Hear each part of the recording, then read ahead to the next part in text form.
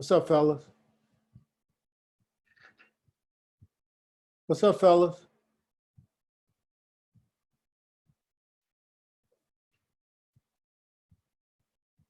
What's up, fellas?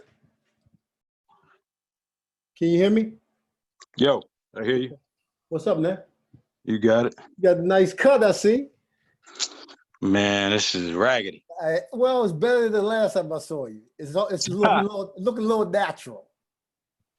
Yeah, I need a legitimate barbershop haircut bad.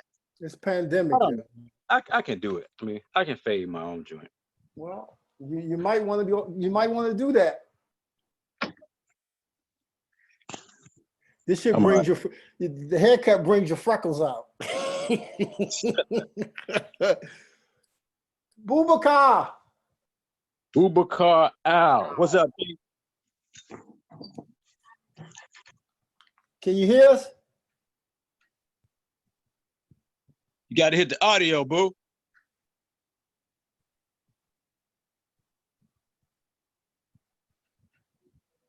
There you go. It's coming. There you go.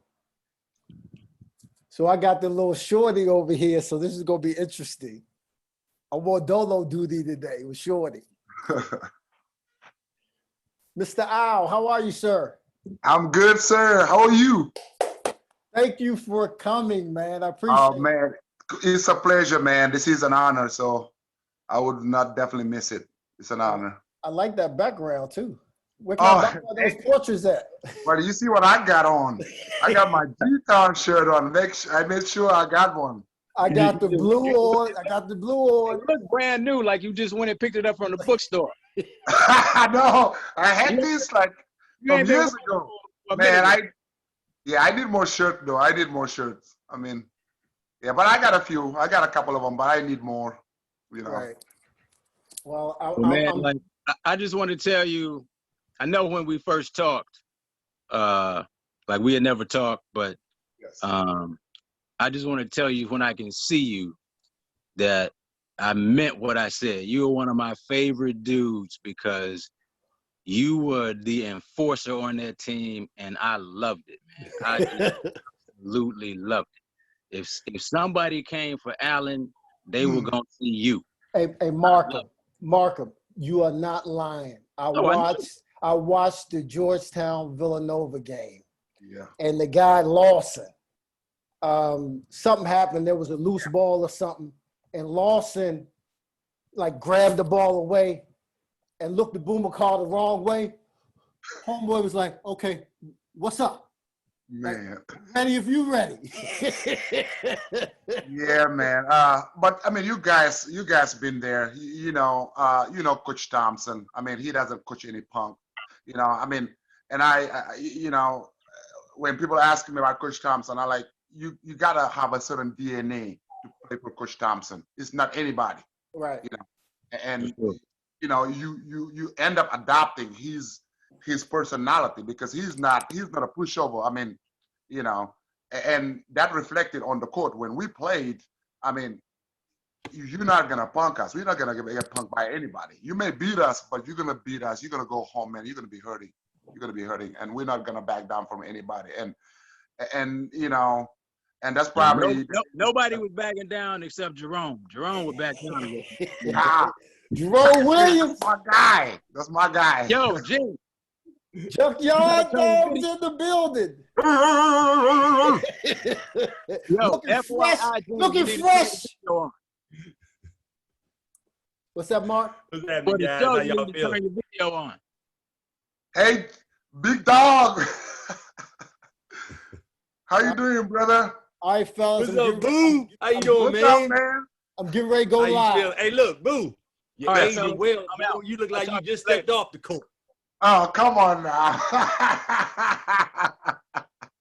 man, I haven't seen you in a long time, brother. Good to see you. I know, man. Good to see you, man. You down there in North Carolina, right? Sir, yes, sir. I'm down here, man. You know, life is slow, but everything is well, man. Just with the family, trying to make a life. That's it. I saw your Facebook post. I see the kids out there jumping on the trampoline. Hey, it's late. It took me a long time, but man, They're a joy to have, man. They're a joy to have, for Yes, sure. they are. Yes. All right, fellas. I think we are up and running. I just got to find where I left you guys at. Welcome to Hoya Locker Room, episode 22. And I have Boubacar Aw and Jerome Junk Dog Williams in the building. And I could not be happier. You are two of my favorite players, two of my favorite Hoyas. Boubacar, you wore number 22. Yes, sir. You played D on all 5 positions. Junkyard, you were the player I wanted to be. You had the ability to make the ordinary look spectacular. I want to get into it right away because, again, I want to thank you both for coming through. It's a Sunday. I know you both are God-fearing men and you take this day seriously. You spend a lot of time with your families. And, again, I want to thank you for showing up on a Sunday. Hoya Locker Room is all about this family that we've built, this family that will go on beyond Big Coach, beyond all of us. And with that, I want to start with you, Boubacar. Yes. Senegalese champion. North Carolina was where you did your high school at Waccamaw. Lake Waccamaw. Lake Waccamaw. So I want to hear about that journey. How'd you get there? And then what made you even think about coming to Georgetown? Well, first, I want to thank you for inviting us. It's an honor. We've so many players that went through Georgetown. I mean, we are lucky enough to be invited to your show. And I think both Jerome and I, Jerome will agree with me, man. Going through Georgetown, we heard your name all the time. You and Mark, man. We heard your top. I mean, never before I ever met you, I heard your name, Gene Smith. Gene Smith. I mean, the best little man that played here, man. So it's an honor to be, to be here with you. And so I got here from Senegal in 1993, if I'm not mistaken, 93. And I was an exchange student. Actually, I met Coach Esherick before I came to the States because we had an youth African tournament. He attended the tournament and he was pretty impressed by me and my fellow Hoyas and good friend Yaya. So at that time, he was not allowed to talk to us, but he maintained the contact between us. And so finally, when we got to talk to him, he conveyed to us if we were willing, if we were interested in playing, college basketball. Had you heard about Georgetown by then? Oh, yes, of course, man. I mean, come on now. Georgetown, since the 85, the 84, I mean, everybody knew about Georgetown. So,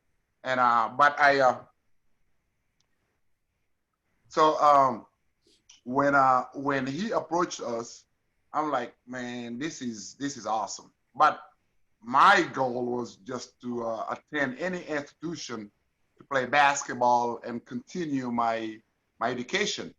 So when he showed interest in me, man, I was ecstatic. So at that time, there was always a player already at Georgetown, John Jacks. I don't know if you remember him. He was already there. And he's from this area. So we made a contact with his former coach, Coach Battle. And he's more than a coach to me now. He's like a dad.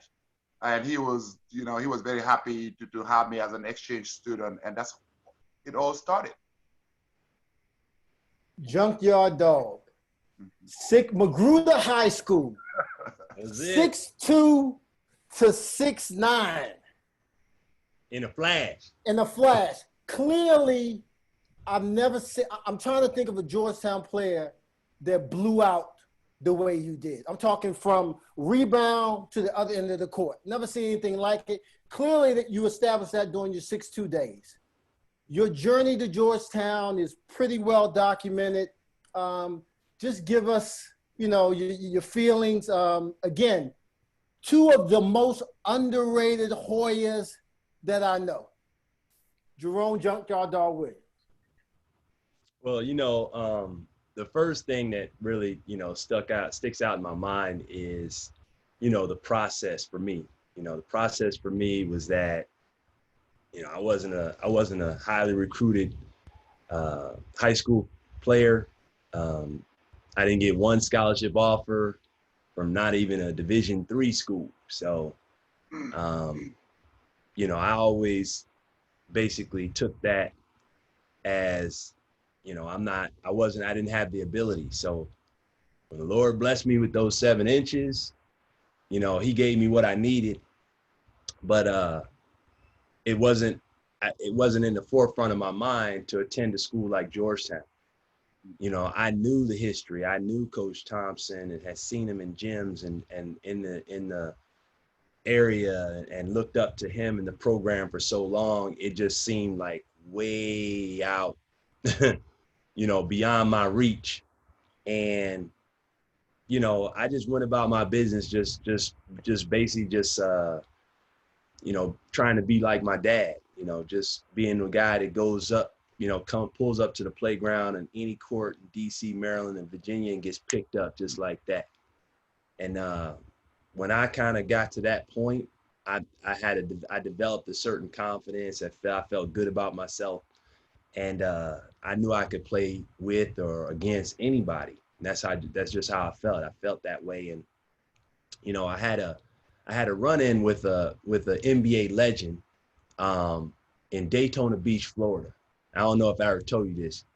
So I go down to spring break, and I was going to a local junior college. So, we don't have any events during spring break. No college basketball going on for us. So I go down there and I see Dr. J, Julius Erving, is having a Coca-Cola appearance on the beach with a basketball court, about 5,000 spring breakers surrounding the court. And he invites me out there to play him one-on-one. He picks me out of a crowd of 5,000 people to play him one-on-one. And I play him one-on-one. And without getting into the whole thick of it, I was up. I was winning. I really would like to get into the whole thick of it. You want to get I want to get into the whole thick of it. All right. So I end up dunking on Doc, right? That's what I want to hear. I don't know if that was advisable, but you did it. and yes, and it got his attention. He was like, "Oh, hold on, this kid can play. I got to get into my bag." So Doc had to get into his bag, and when he got into his bag, I started playing against some real NBA, peel back the white meat type smash mouth basketball. And I was like, man, I ain't know y'all fouled like this. This ain't a foul. I was like, whoa, okay. So I end up taking him all the way to game point. I get the ball. I'm thinking I'm getting ready to do my thing. He strips me. It was a foul, but I got stripped. Okay, his ball. I'm thinking I'm getting ready to take the ball back from him. And he hits me with this move, man, and grabs my wrist. And, Doc got those big hands. His hand like swallowed up my whole arm, and he held it as he cupped the other hand with the ball and said, I'm getting ready to take you to school, young fella, and goes up and dunks it. And I'm like, golly, crowd goes crazy. But he said, listen, you're going to be an NBA player. And I was like, NBA, bro, I'm on the streets right now. I don't even have any scholarship. He's like, nah, he's like, you keep practicing, you keep playing, you're going to be an NBA player. And from there, man, I swear I got back to DC and I was like, man, Dr. J told me that I was going to be an NBA player. And you know what? Look, this is only because I'm in the lab, but this is the picture that Dr. J took right there. That's me and Dr. J and my boys. I mean, I could have used that this week when I was posting, the flyer on the show. I could have used that. Hey, it's right here. Signed basketballs right there from Doc. He signed my basketball, man, NBA basketball. He said, stay strong. And I just kept that with me. So when I got back to the streets, I was like, everybody come get some. I just played this. And I remember Coach Thompson coming out to watch me play on the playground. And they had said, you know, hey, man, everybody was telling me, man, you're good enough to play at Georgetown and this and that. And I was like, again, it's out in left field. But if Coach Thompson ever showed up, I would take it seriously. Word got back to Coach, and he showed up at one of the playgrounds. I'm going to interrupt you for 1 second. Every time you stepped on the court, Junkyard, you took it serious. So I don't believe you was taking it serious regardless. I just got to interrupt. No, I was taking it serious, but I said I wasn't taking it serious that Georgetown wanted me. Oh, okay. Oh, you still, I got That's it. Right. That's what I wasn't taking. I was like, nah, they don't. Leave it all between the lines, though. That's it. Oh, yeah. But when he showed up, I was like, you know what? This is real. And, you know, I was out there doing my thing. And, you know, right after the game, Coach Thompson was like, I need to talk to you and your parents. And that was basically the signed, sealed, and delivered, you know, day that I decided to go to Georgetown. And it was, you know, it was pretty cut and dry. It wasn't any courtship. It wasn't any, you know, long speeches. It wasn't nothing like that. It was, you know, you're coming here for your education. Are you interested?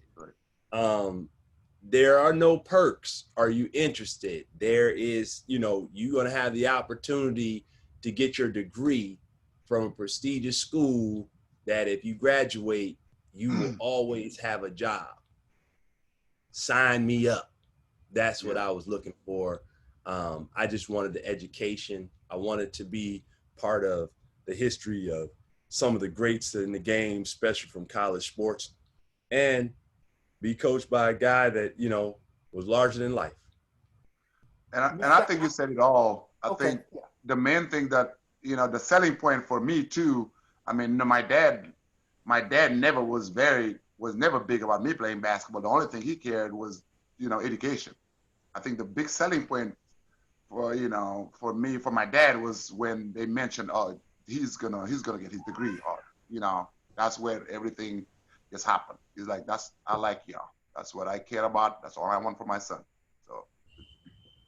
So I want to get into the 96 run. I enjoyed that team so much. I mean, the depth, the camaraderie. We spoke about a little bit earlier in the pregame that the listeners didn't get a chance to hear. But you had all the elements of a championship team. Everybody played a role. It seemed like the chemistry was off the charts. Boubacar, I want you to speak to what we saw as fans as you being the enforcer. And did Ed Spriggs have any influence over you being the enforcer? Coach Spriggs. Well, let me tell you about Coach Spriggs, man. I don't think there is one single player who did not love Coach Spriggs, man. He was probably the most loved coaches around Georgetown because he was a man of few words. You know, he showed up every day, did his job. But guess what? We also know that's not something you would mess with. Man, I tell you, we go up in the weight room. Coach Spriggs is moving those big weight by himself, the machine. He's moving the whole machine. I'm like, yeah, that's someone you don't want to mess with. You know, I mean, he was serious. He was serious, but he was kind. He always, you know, whenever he knew you were going through stuff, he'd always say, hey, just keep your head up. Just keep, you know, pushing through. Man, I love him, man. You know, I don't know if I ever told him that I love him, but he knows, you know. You're telling him now. Coach, love you, buddy. Miss you, man. And thank you for everything at Georgetown, you know. But I think you said it all when you mentioned roles. At Georgetown, roles were very important. So if you understood your role, I mean, you will have a good time at Georgetown. We all came out of high school. We all averaged 25 points, 24 points. We all, you know. I didn't, but I understand what you're saying, but I didn't. But, you know, but you guys built a Georgetown. So you built it.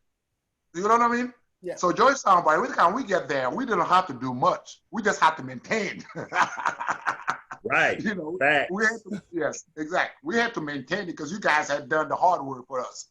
And you were not going to Georgetown if you would not have some kind of name, you know, back in those, back when I went. So you had the role because we had Allen Iverson, Jerome Williams, we had Don Reed, Othello Harrington, George Butler. 3 or 4 pros on that team. Yes, seriously. Man, we had 6. Yeah, 6 pros on that team. And So, let's not slight Boubacar. He was on the Senegalese Olympic team, right? yes, Okay. Right. national team, and yes, we. So, for me, it was very easy. I just wanted to be part of the team. I wanted to play. So I wasn't over there trying to fight for anything else. I wanted to be on the court. When you're on the court, you get the opportunity to prove what you can do. You cannot do that sitting on the bench. My ego wasn't as big to where I'm just going to be, hey, yeah, they're not passing me the ball. What do you want me to do? I am going to be the defensive stopper. Okay, who do you need to stop? Hey, let me just go. You had 5 fouls like me. Yeah, that's right. 5 hard fouls. not soft foul. But And 1. man, but you look at their team, man. Lord of mercy. I think our front court, was about average of 6'8", big and athletic. These are typical Georgetown players during that era. We were long, we were athletic, and we were mean. We play Coach Thompson's game. He wants to play defense. He want to run the floor. He want to harass you the whole game. And he had the plays, the size and the talent to do that, And we were all in sync. We all loved each other. Not saying that there were not some bumps, some fights at practice. Everything started at practice. Georgetown. We That's right. We rumble a little bit. Yeah. That's right. Hey, Gene, I'm getting ready to get into it right now. I'm gonna let him talk. There was some tense moment at Georgetown. And that's why we were so good. Because if you survive Georgetown practice, man. But if you recall, when I went to Georgetown, when my freshman year, we were 5. Only 2 stayed the whole 4 years. That's how Georgetown was. Because not anybody. But we competed in practice because we understood that in order for us to compete against anybody else, we had to compete among ourselves. And every day was a competition. So when we step on that court, man, God bless you, we coming with all we got. But just like you mentioned, the camaraderie, the brotherhood, hey, you mess with one of my guy, we're going to have a problem. Now, that's not you and him. You got a problem with the whole team, Managers included. That's right. Managers included. But the 96 team was so deep, man, and so talented. It's a shame that we didn't make it farther because we had the talent to really go all the way, But as you know, in the NCAA tournament, you have a one bad day and it's over for you. And but I haven't seen and to this day I think about it like, why didn't we make it? That's beyond my pay grade, but man, we definitely had the team to make it, man. We are very talented. Well, before Jerome gets started, you have absolutely nothing to you guys you left it all on the table. You left it all on the court. That was a magical run. You're 2 games shy of a national championship. Put it in perspective. One of the best Georgetown teams from A to Z. And what you spoke about, that camaraderie, what you spoke about, what goes on in practice, it's like, I'm going to come at you as hard as I can in practice, because when we get in the game, we all on the same page. We all marching to the same beat. So if you're not dogging me in practice, I'm basically going to say, young man, what you doing? There's no cakewalk. And I know with Coach Spriggs in the building, that wasn't going to happen on his watch. Junkyard, you had a story to tell. Man, listen. Okay, so Boubacar looks all nice and fuzzy and warm. No, he doesn't. But listen, let me just tell you. The smile really warms the screen up. Well, we it all makes got you this. feel like, oh, this is a nice guy. Let me tell you something. Okay. He's the reason why I got these jerseys behind me. He is the reason. Wow. Because this guy was, I mean, we were roommates our freshman year. We slept right next to his bunk here, my bunk here. I don't know who set that up. I don't know what Coach Thompson was thinking, but like, Junkyard, it's Junkyard. a lot. Real quick, Junkyard, let me just ask you that, and please continue your story, but I like to interrupt because I hear these nuggets. Did you feel like a freshman when you got there? And then, yes, Boubacar, did you feel out of sorts? Did you feel like you belong? Talk to me about that. Well, I was, you know what I'm saying? I was there for the first time. I was like them. But the only thing was I was walking in there as a junior. And you played like I a grown had man. never experienced Big East basketball. Right. I had never experienced any type of real college atmosphere. I was coming from the street. I was just, okay, let's get it. I come in the gym, and the guy that's guarding me every day, the guy that's responsible for like who's gonna get these minutes, because Coach Thompson would make sure we understood, like, if I wasn't doing my job, Boubacar was getting these minutes. And, you know, like, basically, because I'm the oldest, I'm the junior, so he's got time. But I got a freshman in here. And the both of y'all don't get it. Let me just tell you what. Let me give you an explanation of who Boubacar is. He is, in today's basketball, he's Draymond Green mixed with Tony Allen. Yes. That's who's on the screen right now. That's that guy. He can play. He could run the point.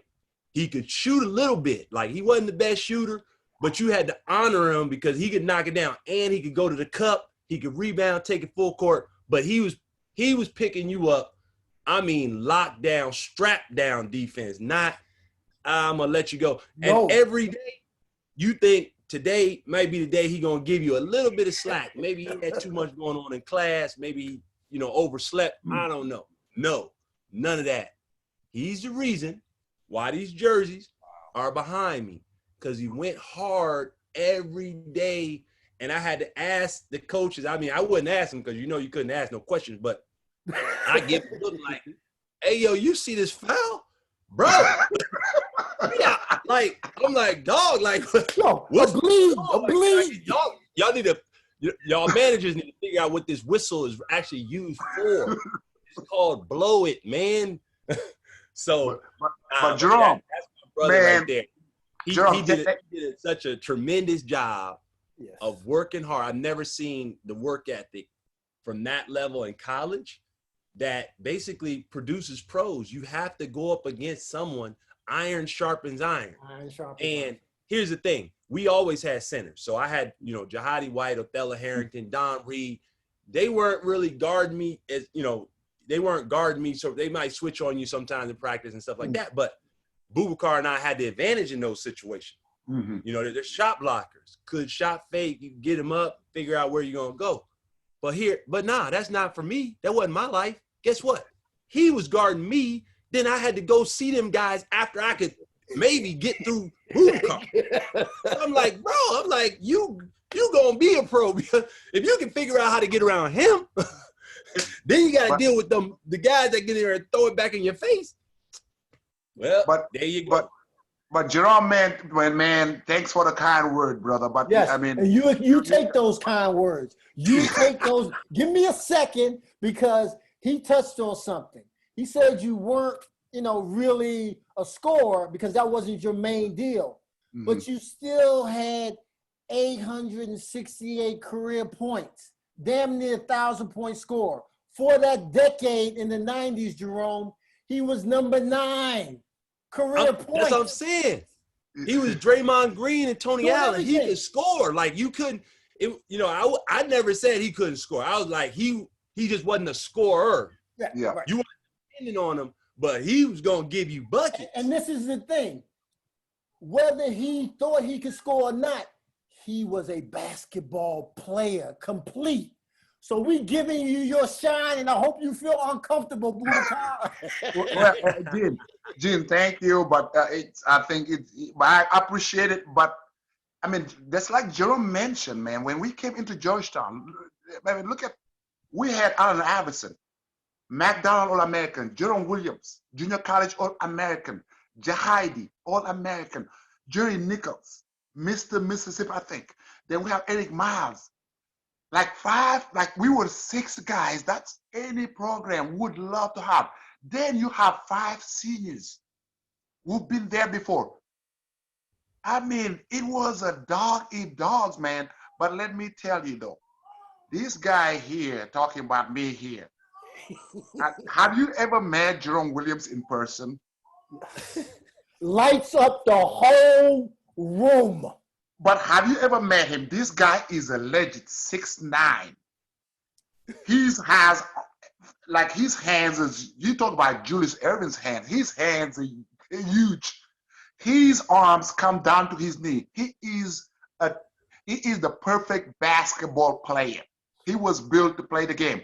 And not only that, the guy can handle the ball like the best in the game. Off the rim, gone. Get out the way. And he started something at Georgetown. You never seen a 6'9" guy he's really about 7-footer with his arms. You know, he can get the ball off the rim and just go. Like, it's not like he gets the ball, man. He was the perfect fast break starter. When he gets the ball, it's perfect because he'll go. And most of the time, see, a lot of coach, because of his height, they'll match him up with somebody, a big man. I'm like, are you crazy? This guy is not a big guy. This guy is a guard. He's a 6'9" guard. So he was perfect. So by the time he gets a rebound, he's gone. And you see the big man trying to catch up with him. I'm like, good luck. And the perfect rebounder. I mean, for whatever reason, he's always around the basketball. Always around the basketball. I mean, every rebound, Jerome is there. But let me tell you the story. Jerome Williams, he's talk about, but Jerome work. He set himself up for success. Jerome used to walk around campus with dribbling a basketball. That's not a lie. He went to class dribbling the basketball. He went to practice in the street dribbling a basketball. I'm like, man, this guy is so smart. No shame. No shame. And that's what I told my kids to this day. I say, this guy is walking around dribbling the basketball everywhere he goes. Seriously. I mean, that's why I'm like, he's a guard, man. I mean, eventually he's working on his craft while going on with his business, you know. But he was the perfect basketball player, man. I mean, great. You talk about a great person, man. We roomed together our freshman year. Yeah. And more than one time he helped me, especially my first freshman year. Remember, I don't know if you remember Jerome. I went out and my first drink, I came home little, you know, I was like, and Jerome, man, he took care of me that night, man. I thought I wasn't gonna make it the next day. But man, he took care of me, man. And great advice, always smiling. I don't think I ever saw him mad. I don't care what I did to him.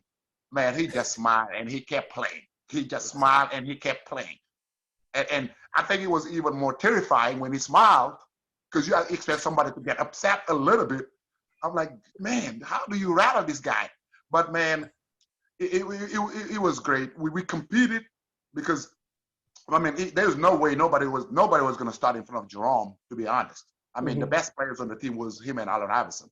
I mean, it was no secret to anybody. I mean, you know, say whatever you want.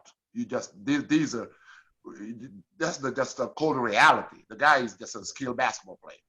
But so nobody gonna start. But my main thing is, hey, can I be second in line? I'm Jerome. Can I be second to get in there? You know, because I know I got, you know, other guys. Yeah. Rome, we're not gonna stop praising you, baby. So you come in as a junior. I can't believe you feeling like a freshman, because you coming in as a junior with a grown man game. You make third team All Big East your junior year. I don't know how the hell you only made third team All Big East your senior year. They smoking. They smoking. It's legal now, but it wasn't legal back then, but they smoking. Please tell me you felt some learning curve your freshman, junior year, or did you just say, I'm hitting the ground running? Oh man, it was a huge learning curve. I mean, just from the mere fact that I was still on campus looking to my left and my right because I thought it was a HBCU. But you were dribbling the basketball. I was going to an all-black school. You was dribbling. I was dribbling. I was looking around like, man, I thought this was all-black campus because wait, Gene and Patrick had it rocking. You know, I thought I was going to, but I said, okay, I get it, no problem. Mm-hmm. But to your point, man, yes, it felt like it was freshman year for me, and I didn't understand. I'd say the magnitude of the situations that we were in just from a basketball perspective. Because basketball for me, that was just like hey man, this is what I do. It's easy. I was concentrating on that classroom. I was concentrating on, graduating and doing the things that I needed to do for life. Because Coach Thompson, psychologically would hit us with, we were never good enough. So in my mind, I was just thinking, hey, I'm going to get this degree. So I didn't even, I forgot I was even third team All Big East. I was like, oh yeah, I guess I was. What did that mean? It didn't really mean anything to me because at the end of the day, I had to miss the USA team that I made with Allen Iverson, Tim Duncan, Ray Allen. I was on that team. I made that team, and I had to make sure I finished one class during the summer, so I didn't get to go for those 2.5 weeks. Way to go, baby. Basketball was really like, it's just something I just love to do. I knew I was gonna do it for the rest of my life, but my ultimate goal was just to be like my dad, just a playground legend. And and to touch on Coach Spriggs, shout out to Coach Spriggs, because he is like what Boubacar said, but he was also more of the guy that went and checked on everybody in class. Yes. So he was a silent assassin, but he was checking on guys in class. And I remember my first week at school, and I'd look up and I'd see Coach Spriggs in the doorway, and I like, man, what you doing in the doorway? He kind of just looked and kind of nod to you and walk off, right? So I had to come. I came and Coach Thompson knocked on his door before practice one day, and I said, Coach, what's up with Coach Spriggs coming to my classes and looking in the door? He's like, oh, he's just doing his job, son. Yeah. I said, well, what's that? Checking to make sure it's there. I said, all right, Coach, let me tell you something. And this is the one time I got real with Coach Thompson. I said, if I see Coach Spriggs ever again at my class, I'm leaving Georgetown. That's right. I told him just like that. I said, I'm leaving Georgetown. He looked up at me, kind of lifted up his chin. This was senior year, right? This was senior year. Nah, this is the first week I was at Georgetown in junior year. Okay. And I said, Coach, I am coming here to go to school. I said, you don't ever have to worry about me. I said, I paid for my education before I got to Georgetown. I did dishes. I cut lawns. I washed cars. I cleaned toilets. I did whatever I had to do to pay for books and classes and professors. So I said, you're giving me this opportunity and I have to pay? I said, bro, you don't have to worry about me being in class. That's dope. Now, the last time I saw Coach Spriggs until I got to practice. Tell him, Boo. Tell him. Man. Yeah, and with Coach Spriggs, we like I say, I believe he was probably the most loved coach among all the coaches. We love all our coaches, but Coach Spriggs was just special to everybody. I said everybody respected and loved. I mean, honestly, we talked about this, but also you can see, I mean, he didn't play. He was serious. He was silent. He was serious. And you know, at times as athletes, we go through this moment where we get upset, especially with the coaching staff, with Coach Thompson. We get back and forth, talk back and forth. But you'll just see Coach Spriggs move over next to Coach Thompson. Hey, right, stay right next to him. And Coach Thompson was like, you know, you see Big Ed here? He said, sir, you're gonna have to go through him to get to me. That's an enforcer. That's an enforcer. Enforcer, yes. That's an enforcer. And nobody wanted a part of Big Ed.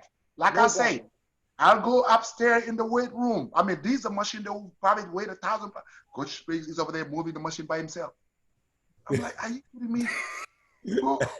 Yeah, I'm like, yeah, he's 6'10". I mean, strong but gentle, a gentle giant for sure. You know. Yeah. Appreciate so I had to. I got my newborn in the background. I don't know if you guys can hear him. He's excited. He's trying to jump in to meet both of you. That's it.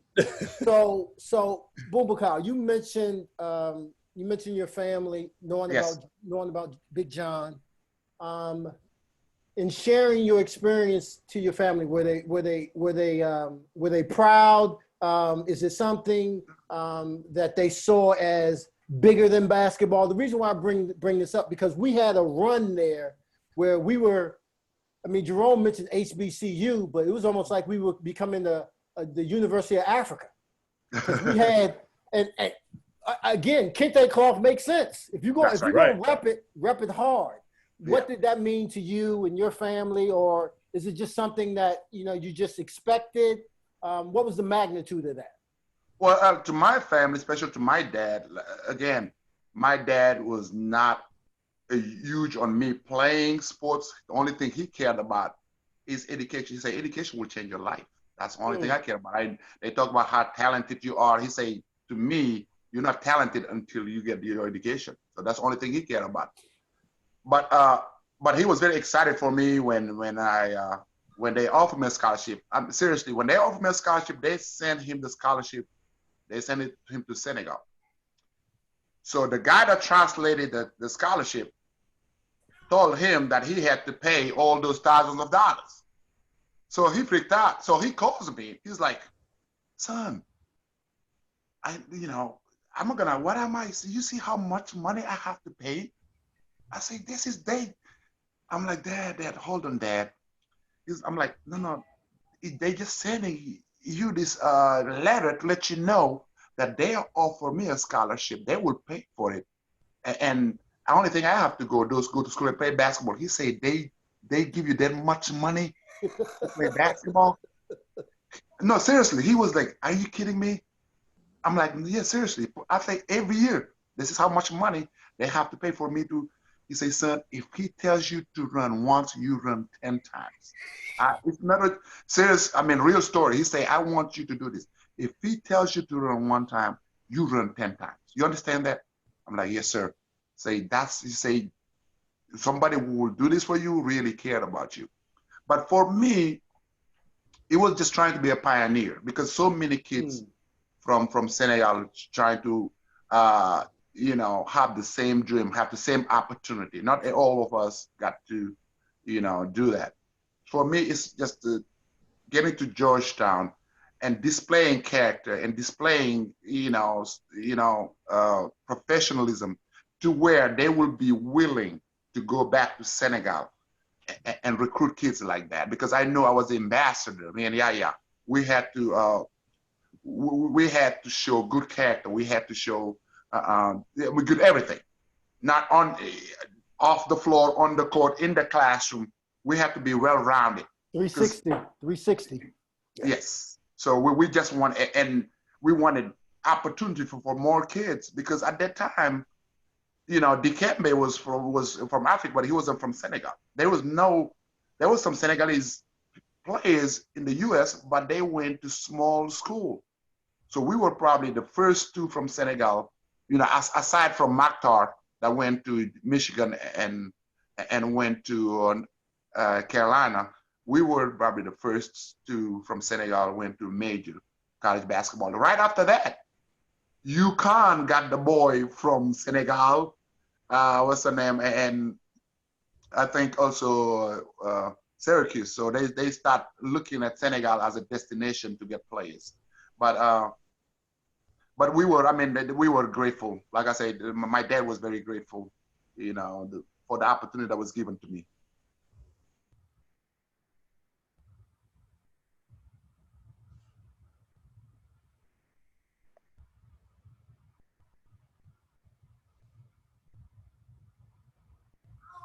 I'm back. Sorry about that, fellas. The newborn.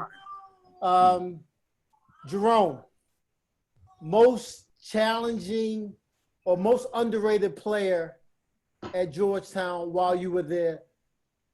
Not Boubacar, because we already know. We've established that. But the most underrated player to you while you're at Georgetown? Wow. Yeah, think about that one for a second. I think the most underrated player while I was at Georgetown was Don Reed. Mm-hmm. Mm-hmm. Don Reed, and obviously he got drafted. He was the last pick in the NBA draft in 1995 in the second round. Never was seen as a pro or someone that was going to make an NBA career.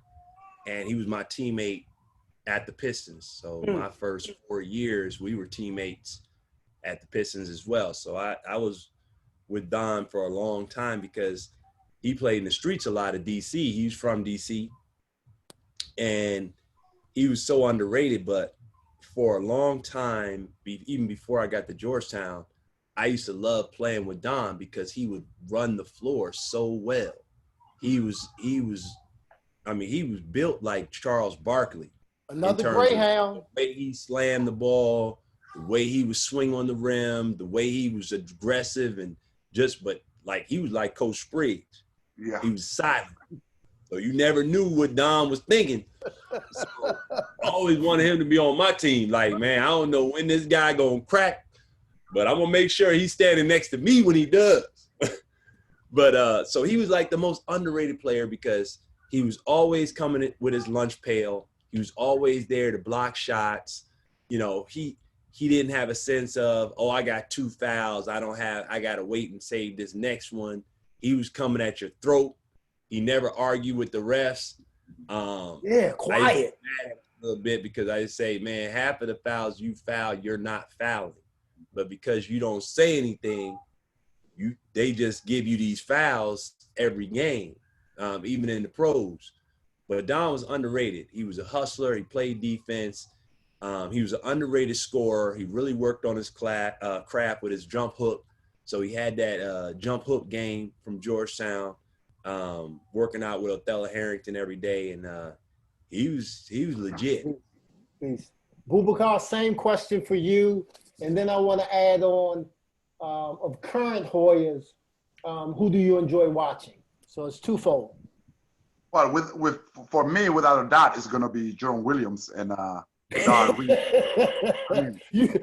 Other than Jerome. Okay, well, first Jerome, because I think Jerome coming into Georgetown, you heard of Allen Iverson, you heard of Othello Harrington, and you heard of what's his name, George Butler. And Jerome just came and stole the show, even when he was the reason why we were so good, you know. And even after that, I felt like he didn't get everything he deserved. You know, everything he would did get that recognition he really, really deserved, because that's what I'm doing right now. And man, and we all, and we agree. I agree with Jerome on Don Reed. Don Reed, man, the guy never. If you hear Don Reed, maybe during my time at Georgetown, I heard Don Reed speak maybe 5-10 times. He never smoked, but he would breathe. You can hear him breathe. And because he ran like a horse. And what made him so important, he was the 55 defense we played. He was in front of the press. And he guarded people like he was a guard. He ran with them. You would not leave him behind. And when the ball is off the rim, Don Reed is running like a deer. Like a deer. I mean, and it's not just one time. He consistently ran the floor. That's right. Both on offense and on defense. He went for every shot block, every time there's somebody, he would go up, no matter if he could or he could. He went for it. I wish I could have played on your team. Man, it was serious business. No, yeah. I mean, for shots and block them.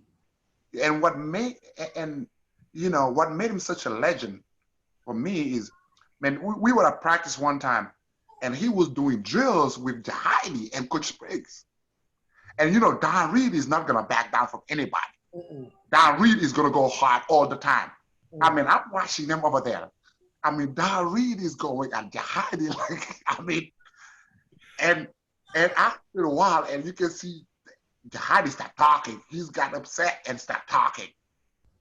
Start talking to Don Reed. Don Reed never say one word. Never say anything It's back. always the quiet ones. It's always He went at him every single time. He was just going at him, and Jahidi just started talking. And Don Reed never responded, nothing. And he just did his business. I'm like, man, this guy is the ultimate pro. I'm telling you. You had me touching my head because you mentioned 55. Yes. There are two players that I would love to be the stealer or the wing while they're on the point at 55. Yeah. And there's Craig Shelton and Jerome Williams. They get up there, man, and they just going crazy. So you telling me Don Reed was like that? What? Yeah. Like, and he was Don Reed was so active and so athletic.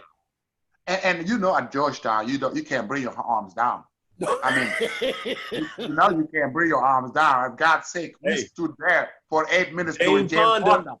Jane Fonda for 8 minutes. You can't bring you cannot play defense. Like people nowadays, as he plays, I'm like, oh Lord of mercy. At Georgetown, Jane Fonda for 8 minutes. 8 minutes. Did you guys have the deal where if there was a wet spot on the floor, you had to get there and clean the floor? Did y'all have that when you during your time there? Yeah. Okay, I just wanted to make sure we weren't the only ones cleaning. Wait. You said you had to clean the floor? No, meaning if there was a wet spot on the floor, we would grab the towel before the official and get that wet spot. Yeah, we would. I mean, he will always ask us like, yeah, okay. Nah, we had the managers doing that. At the game. I think he's managed. Y'all have water bottles with your name on it too? Oh. Okay. Listen, Gene, that's first place. And I tell people this. I say we had our uniform and we had a second uniform waiting during practice. In the middle of practice, we will switch off uniform at times. That's how wet. That's how. And I'm like, yes, we use 2 uniforms during practice. You go after a couple of hours, you're like, okay, it's almost time to go home. He's like, okay, switch off uniforms. I'm like, oh Lord.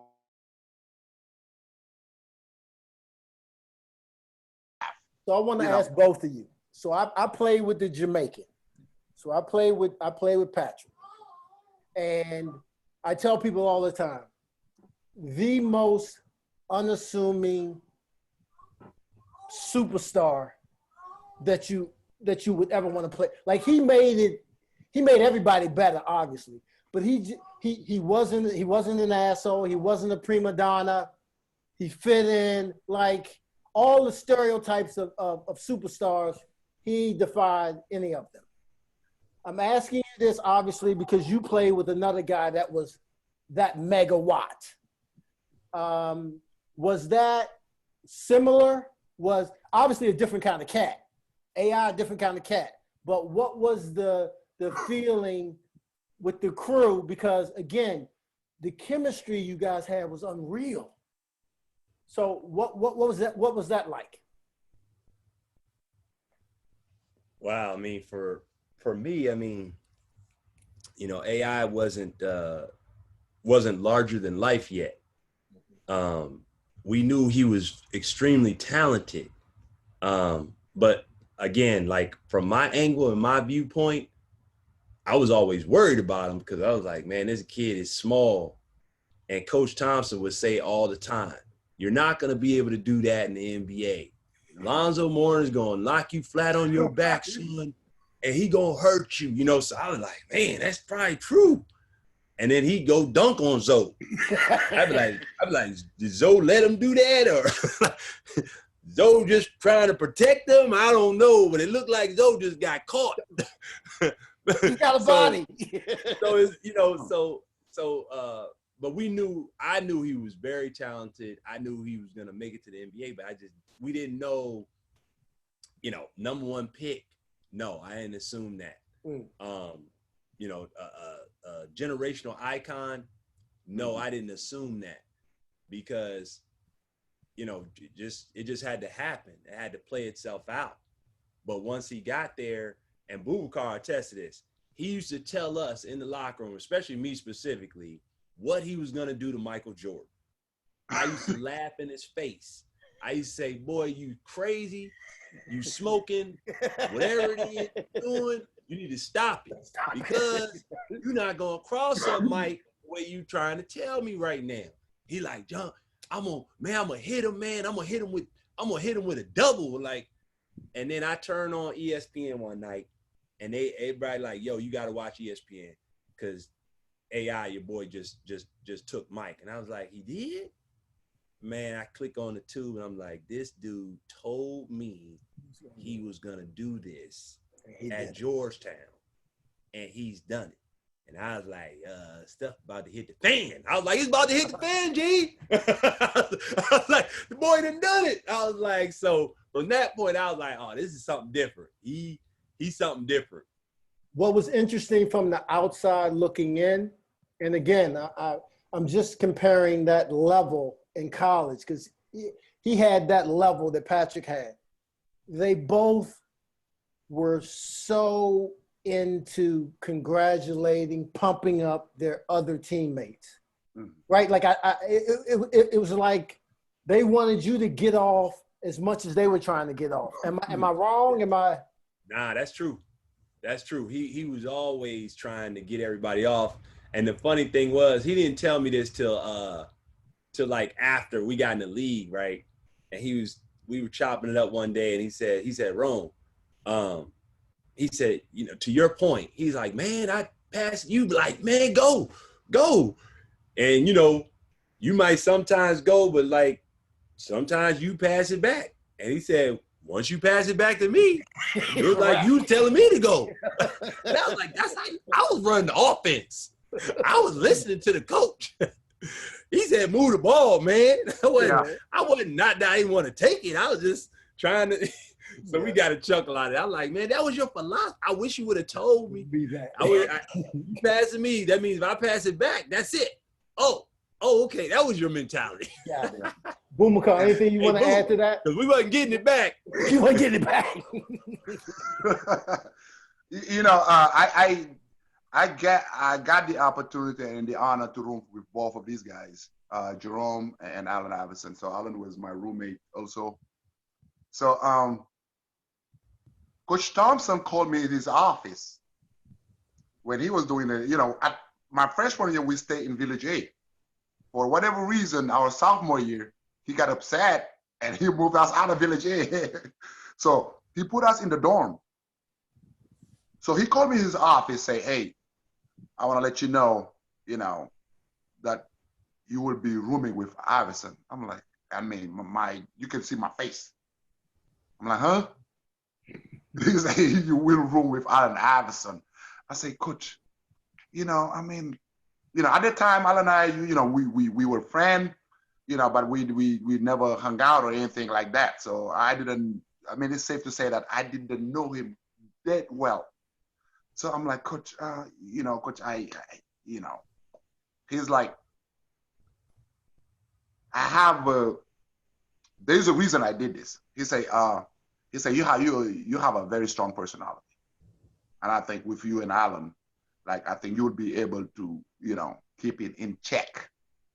in a way. You know what I mean?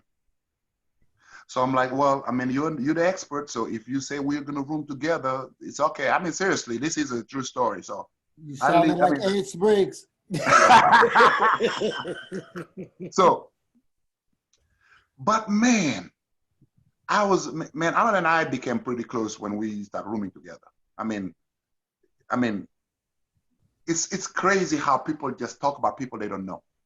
Exactly. I say, when people say, I say, have you ever met Alan Iverson? I say, he's the most kind-hearted people you would ever meet in your life. Real talk. You know, he will take the shirt of his back and give it to you. And I mean, he did that many times with me. You know, he'll call me randomly while he's out with his friends. He say, hey, Boo, you need something to eat? You need anything? I say, what? He say, I can bring you something to eat. I say, okay. And he'll show up and bring me a plate. He'll show up, bring me clothes.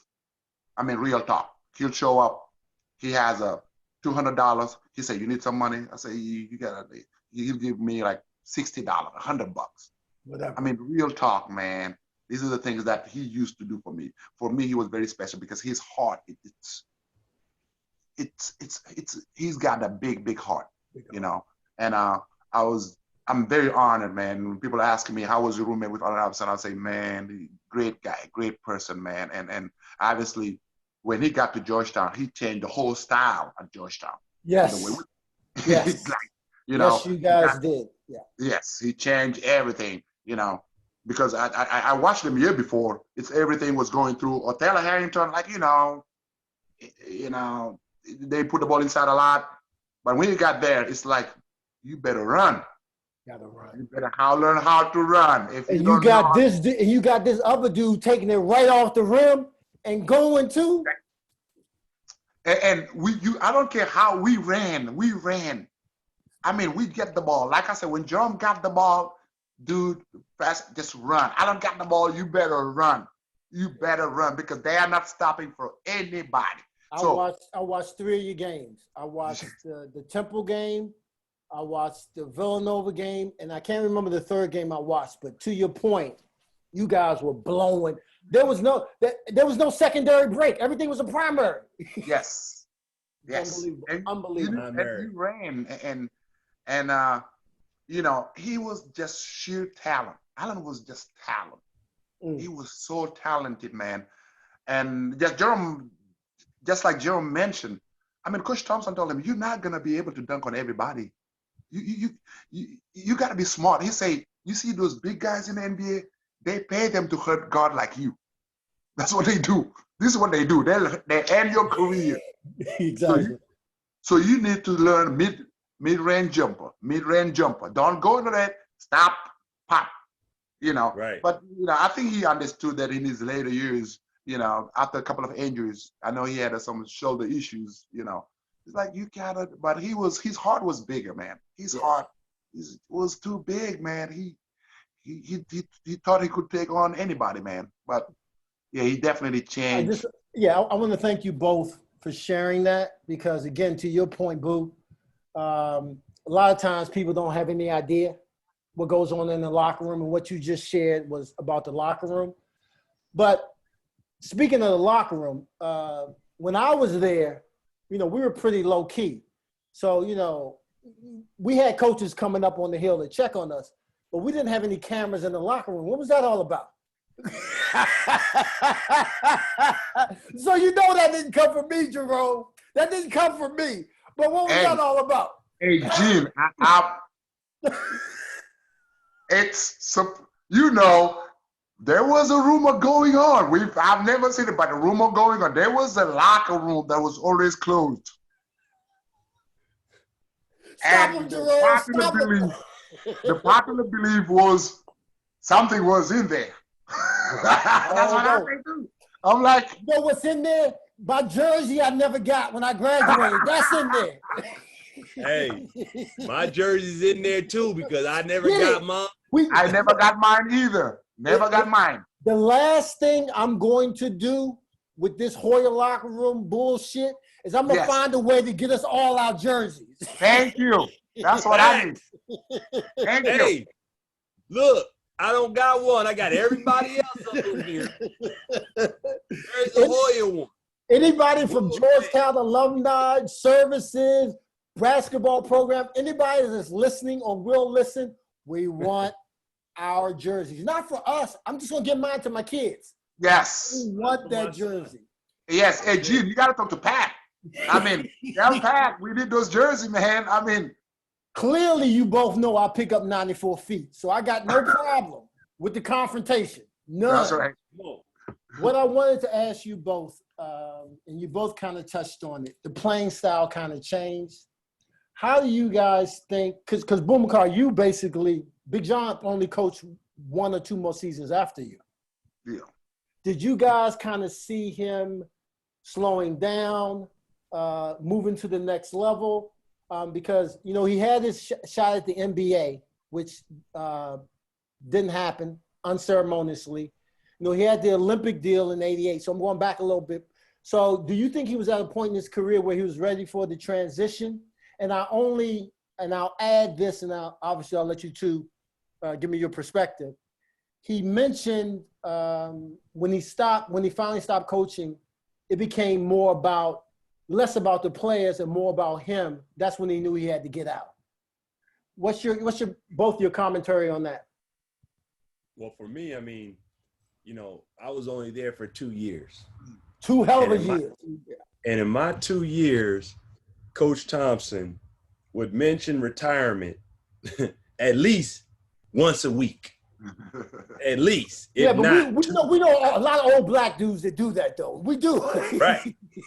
No, but he was serious, and I remember when we got Victor Page, the next year, he was mentioning retirement every day. I wonder why. Hold on, the first he was McKinley only saying Tech about dude. once a week with Allen, because he was saying Allen, you know, be the one.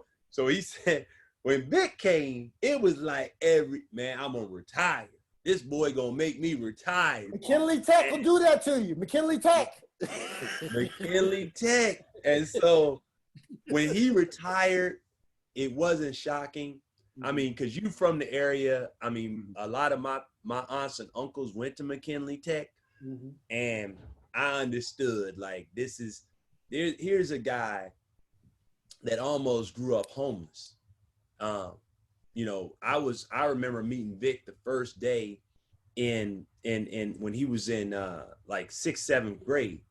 And after playing him all day on the playground, I'm getting ready to go to my aunt's house. And they invited him over for dinner, but he said, no, I'm good. And I said, well, where is he going? To my cousins, because I didn't know Victor like that yet. And they said, oh, well, he not going nowhere. He getting ready to find where he going to go to sleep. I was like, find where he's going to sleep? This kid's in the 7th grade. Yeah. And I was just knowing the struggles of some of the players and some of the stories around the program and what Coach Thompson was trying to do to give people an opportunity to better their life, better their surroundings and situations was always tremendous to me. And I remember him pulling me in the office and asking me about offering Victor Page a scholarship, and knowing that it was going to be, you know, a tough environment for him. Particularly, he had to get caught up on his education and get caught up to speed in order to do it. He could, but it was going to be tough. And I remember having those conversations with Coach Thompson, and it was tough because the kid, from a basketball standpoint, was just, you know, one of the baddest left-handers on the planet. Can we say James Harden before James Harden? Or James Harden. Yeah, he was and tough. Literally, you know, you have him and Allen Iverson on the court at the same time. Yeah, but Jerome, you guys made it work. I don't know how you guys made it work. You know what? Made it work. It was the reason why it all worked was because, you know, we actually all were pulling for each other. Mm-hmm. I remember like wanting to see Victor dunk it in the fast break, even more so than myself. And I you know, I used to get down, and I got both of these. I get the ball, and I'd be like, well, who am I gonna pass it to? I'm like, man, my hands want to just do like this, like whoever, like, because, and you know, to get back to your point, I know it was bittersweet for Coach Thompson because, you know, the trying to keep that cohesiveness between us all, knowing that it could be a ticking time bomb at any moment with the personalities and the different environments people were coming from. But it worked, you know, it worked. You know, people generally were happy for one another. And, you know, when you get, especially you get to the next level, you really knows how close you actually are, because then you realize, man, Georgetown was a godsend, you know, compared to life after. Yeah. Go ahead, Boubacar. I'm sorry. Go ahead. I think for me, that stayed probably 2 years after Jerome. I kind of saw that coming because, like Jerome mentioned with the arrival of Victor Page, I mean, it was tough. Usually, I mean, Coach Thompson is a very intimidating guy. He's not going to tell you things twice. You know, I mean, you get the point. You get it. When he talks to you one time, you get it. That's the end of it. So the rival Victor Page, you know, I think he started wearing him down. And after you left, my last 2 years, I mean, imagine we had probably 3 or 4 Victor Page. So that definitely, you know, weighted down on him. I mean, it was tough. It was the last 2 years. It was tough because you have, I mean, kids getting into some issues around school. My senior year, I mean, in the middle of the season, some kids had to leave the program. I mean, that's not your normal Georgetown. That's not what Georgetown does. Players, like nobody ever left Georgetown prior, never went to the NBA early prior to Allen Iverson. You know, you stay for 4 years, you get your degree, and you're a Georgetown guy. And, you know, you don't go out there. You're a model citizen around campus. You behave like top-notch guy around the community. You know, you're model citizens. So we were groomed into, you know, being that kind of person. You know, and even if you come to Georgetown with some baggage, they mold you into, you know, becoming a better human being, you know. But, you know, something just changed with the generation, you know. He couldn't have the same impact he had on us or on his previous players. It seems like the more he talked, the more things are falling apart.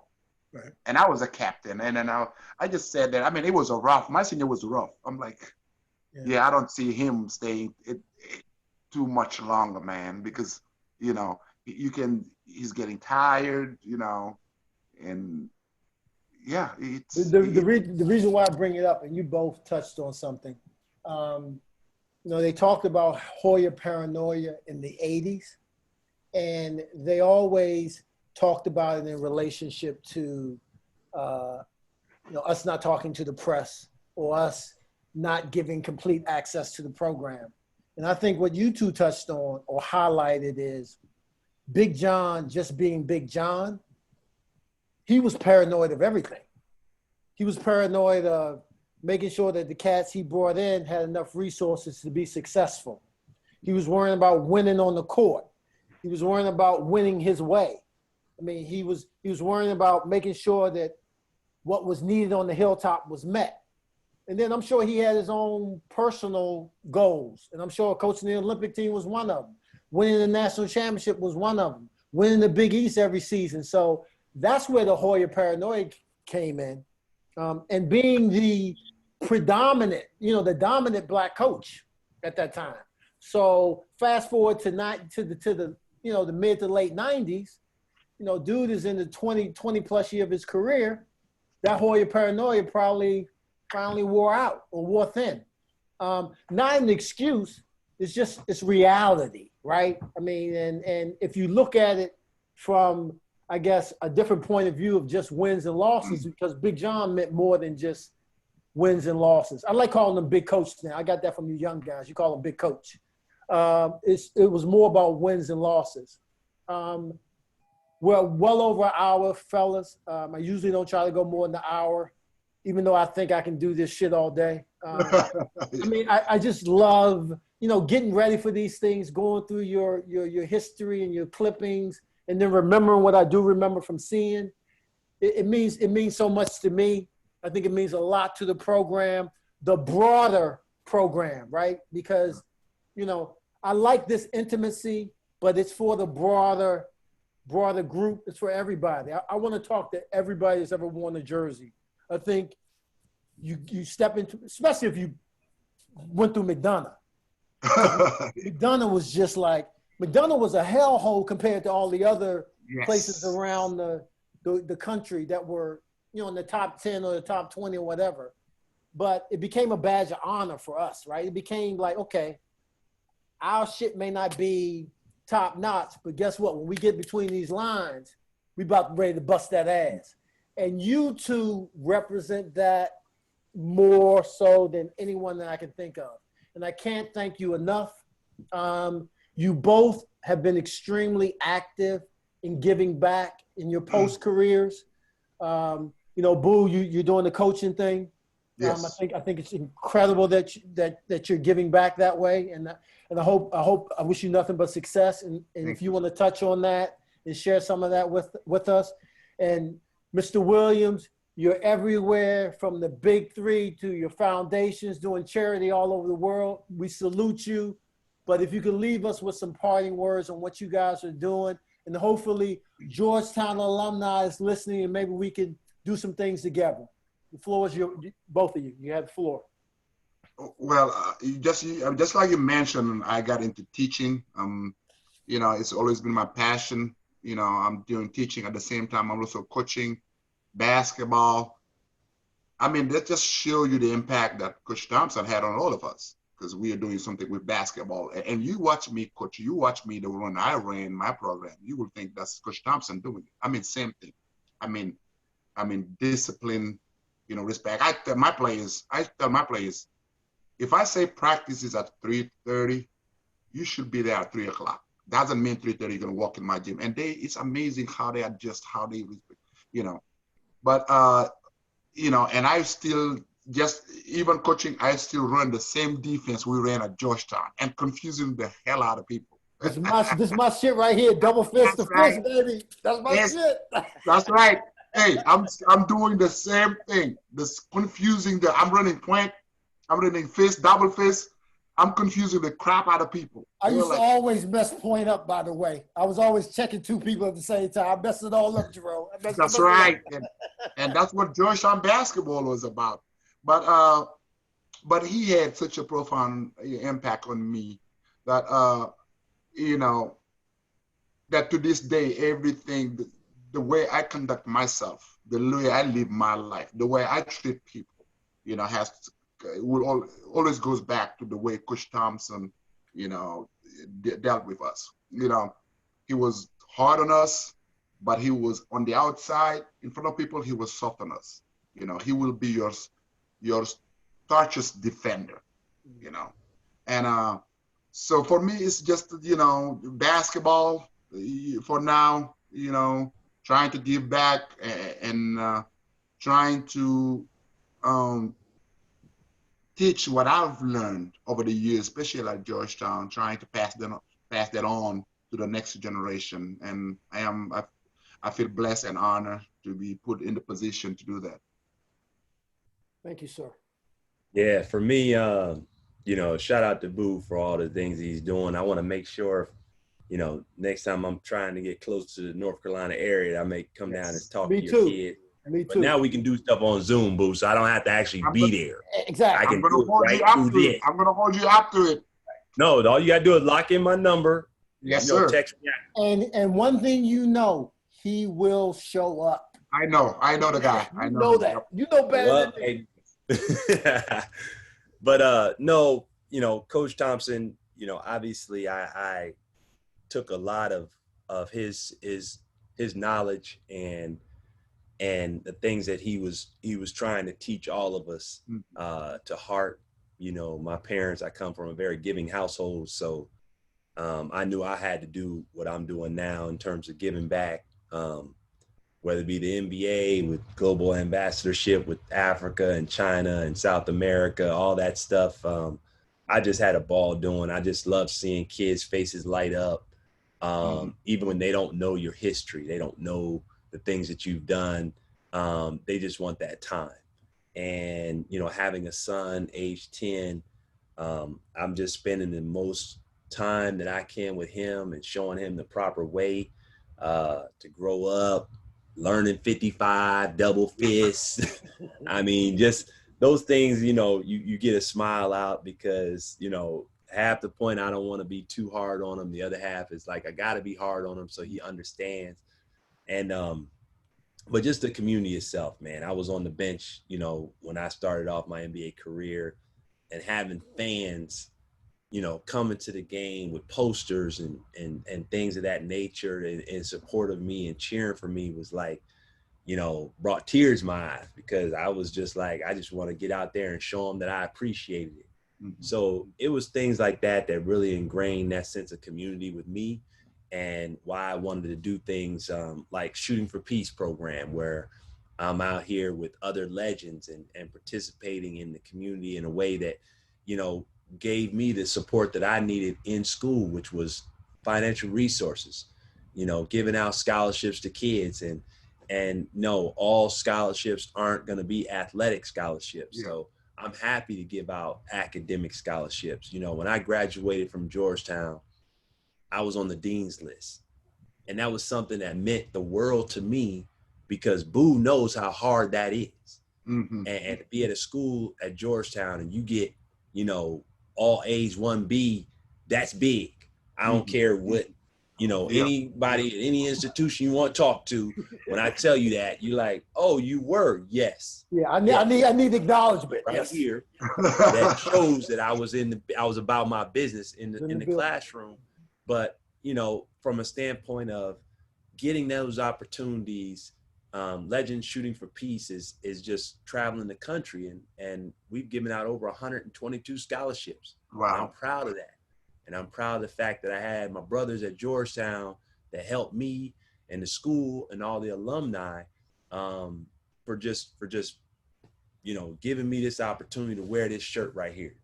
This right here, this is where it's at. This is where it's at. And I'm happy, and I'm never lied. I'm gonna keep out here. I'm gonna stay out here in the community. I'm gonna keep doing what I'm doing. I'm gonna keep going to Africa. I'm gonna keep going to all these other places to try to help other kids, because I got some help. Yeah. And a coach came to me, watch me play on the playground. So I teach kids every day. You never know where your opportunity is gonna come. Just be prepared when it comes. Because if I didn't have the grades, I would have never been able to wear this shirt. Because it wasn't nothing that Coach Thompson would have been able to do for me in my situation. So I'll just end by saying this is what two Hoyas look like. I mean, I think the world of you both. You represent not only yourself and your families to the utmost, but the university that you played at. Junkyard, what you did in 2, fam, I can't say enough about it. Now to that team, I can't say enough. Your senior year, it was decimated when Big O and Jerome bounced, and you had almost your best season ever. Yeah. So you two are definitely, look in the dictionary, Georgetown Hoyas, you two come up. And I can't thank you enough for allowing me into your space.